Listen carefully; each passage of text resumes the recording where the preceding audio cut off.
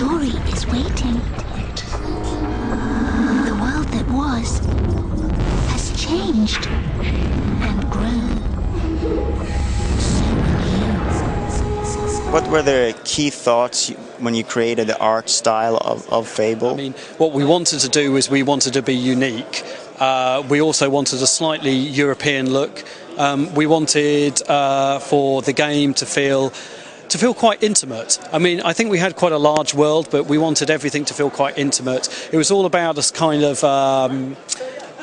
sort of exaggerated stereotypes and everything. And we wanted to pull in a distinctly kind of European feel to this whole thing. I mean, we're not kind of about tits and asses, and if I can say that on here, but, you know, we really weren't about sort of that kind of fantasy role-playing game. We wanted to be just a little bit more sophisticated. So I think, you know, the thing is that no one guy ever imposes his vision upon everybody. I mean, you know, a lot of that look came from every artist who worked on the project. And what we did was, you know, I hired just simply the best people I could find, you know, with the, you know, kind of the styles that we knew were going to complement the game as best as we could. So, I mean, it really is a product of everybody who worked on the game. How does that art style change moving Fable 500 years into the future? Well, I mean, we didn't want to change the art style too much because I felt that, you know, it worked very well in Fable. You know, there was a lot about it that could have been better and that we wanted to redo, and, you know, as everybody does.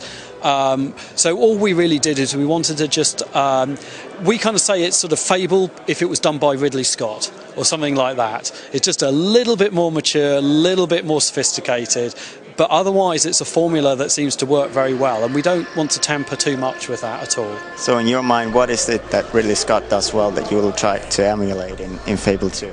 Oh God, that's $1 million question. If people knew that, they'd everybody be making Ridley Scott films. There's a certain level of granularity to, like, you know, Ridley's work, and I'm not a big film buff, so I can't give you a fantastic kind of description. It's more of a feel kind of thing.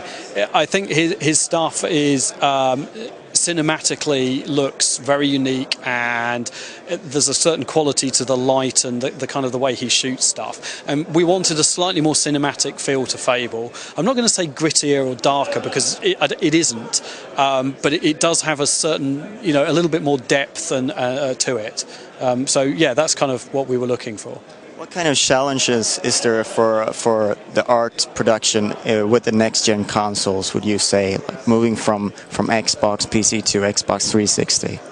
It's just more complicated, I guess. I mean, so much has been said about those kind of challenges, and I don't, you know, the challenge is for each studio to approach kind of differently, because a studio like ours meant that we just knew we were going to have more assets and it was going to take us more time. So that means more people, which means we need to be better managers.